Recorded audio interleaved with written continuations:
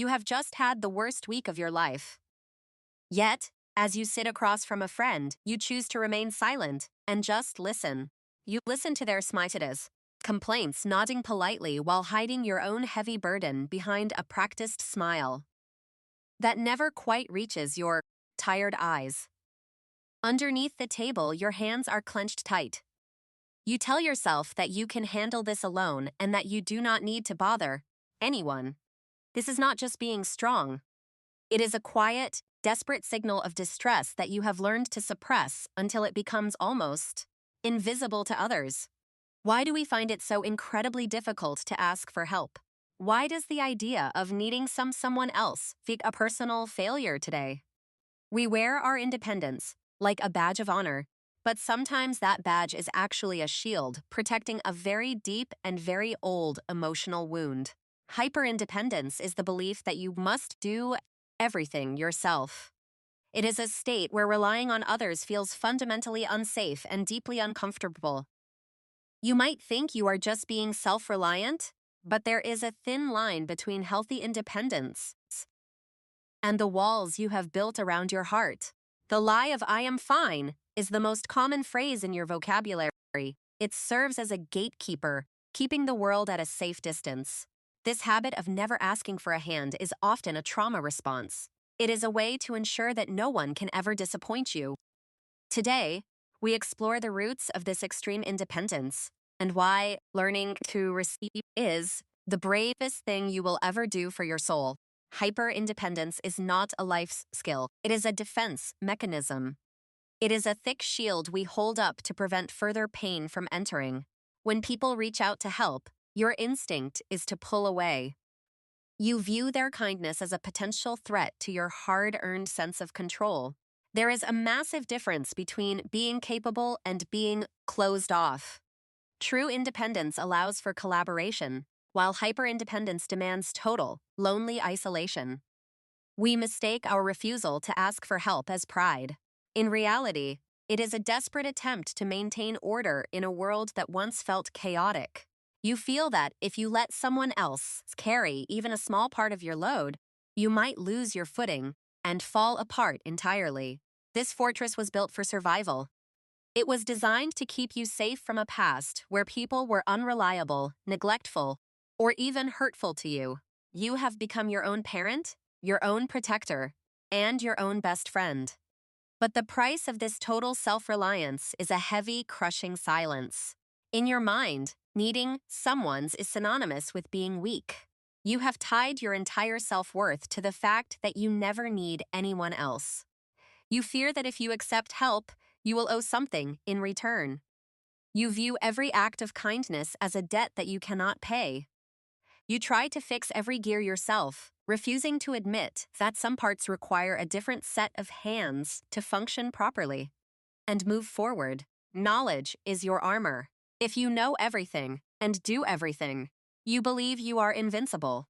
But invincibility is just another form of profound loneliness. You take pride in being low maintenance. You want to be the person who causes no trouble, but you also end up being the person no one knows. To understand why we do this, we must look back. We must look at the child who had to grow up much faster than they should. The roots of hyper-independence often lie in childhood. It begins when a child realizes that the adults in their life are too busy or overwhelmed. When your cries for help went unanswered, your brain learned a painful lesson. It concluded that depending on others is a recipe for disappointment and pain. You learned that the only person you could truly rely on was yourself. You became the one who fixed the snacks and bandaged the scraped knees. You stopped asking because the cost of asking was too high. Maybe you were shamed for being needy or ignored when you were most vulnerable. This neglect, whether intentional or not, forced you to develop a survival strategy. You built a world where you were the hero and the victim. In school, you were the responsible one. Teachers praised your maturity, not realizing it was a mask for a child who felt completely and utterly alone. You stepped into roles you weren't ready for. You became the emotional anchor for your parents, or the caretaker for your younger siblings in the house. Your childhood was cut short by the necessity of survival.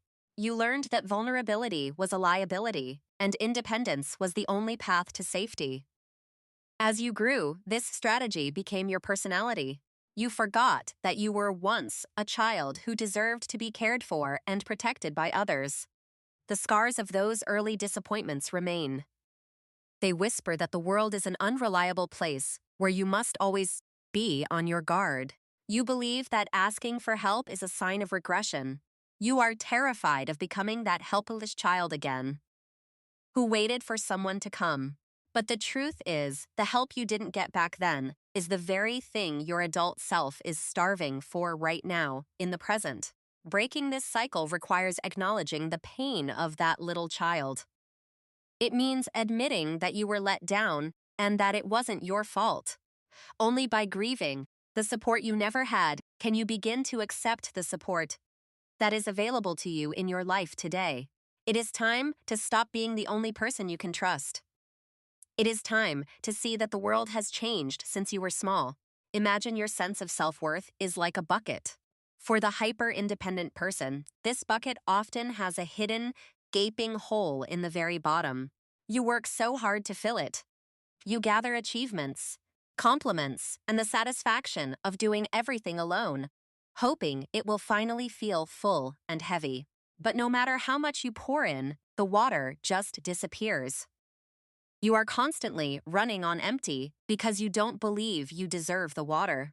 You think that if you ask for help, you are admitting that your bucket is broken. You feel a deep sense of shame about your own needs. You watch others share their loads and wonder how they do it. To you, their ease looks like a luxury you can't afford to have. When someone offers to help fix your situation, you pull away. You are terrified that they will see the holes and judge you for your inadequacy. You would rather be thirsty and alone than seen as broken or needy. You have mistaken your isolation for a form of high-level moral superiority. The effort to maintain the illusion of being fine is more exhausting than the problems themselves. You are working twice as hard for half the peace. You don't realize that everyone has holes in their bucket. The secret to a full life isn't a perfect bucket. It is a community of people. By refusing help, you are also refusing connection. You are denying others the chance to be there for you, which is a gift in itself. Asking for help isn't just about getting a task done. It is about saying, I trust you enough to let you see my struggles and needs. It is an act of vulnerability that bridges the gaps between two lonely souls. It is the beginning of healing the holes in your own heart. Your needs are not a burden. They are the very things that make you human and allow you to form deep, meaningful bonds with others around you. There is a hidden cost to being the strong one who never complains. It is a slow, quiet erosion of your mental and physical well-being. Burnout is the inevitable destination of hyper-independence.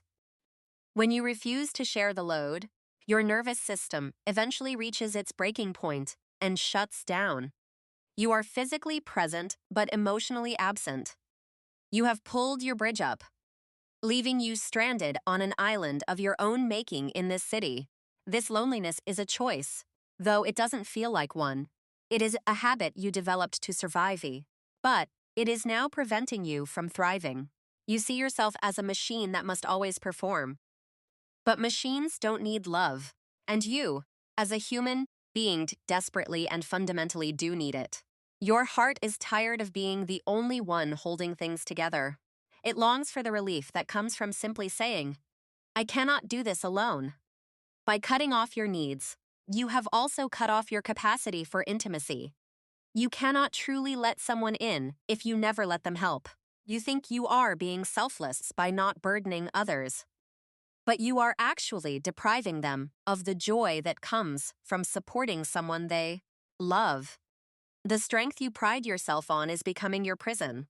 It is a wall that keeps the bad things out, but also keeps the good things from entering. You are starving for connection. While standing in the middle of a feast, your independence has become a form of self-inflicted emotional poverty and deep sadness. Is this strength worth the price of your peace? Is being alone really better than the risk of being seen as a human with needs? The journey back to connection begins with a single, terrifying admission. It starts with the realization that you were never meant to carry the world alone. Look at the person sitting across from you. They aren't just there to be heard. They are there because they genuinely care about your heart and life. Take a deep breath and say the words, "Actually, I am having a really hard time lately." Watch how the air in the room suddenly changes. When you break the silence, you break the spell of isolation. You allow the light of another person's empathy to reach the dark corners of your soul. Accepting a small gesture of kindness is a massive victory. It is a sign that you are finally ready to believe that you are worthy of care. Start small. Ask someone to hold the door, or admit you don't know the answer to a question. These are the building blocks of a new life. Vulnerability is not a weakness. It is the ultimate form of courage. It takes far more strength to be open than it does to stay closed. By letting someone help you, you are giving them the opportunity to love you. You are creating a bridge that both of you can cross safely. You are no longer a fortress. You are a person. A person who can give, and more importantly, a person who can finally learn how to receive. Healing is not about becoming perfectly independent again. It is about becoming beautifully interdependent, woven into the fabric of a compassionate and caring human community. Your fragility is not a burden to others. It is a bridge. It is the very thing that allows love to find its way to you. Lower your shield, open your hands, and let the world in. You have been strong for long enough. It is finally okay to be held.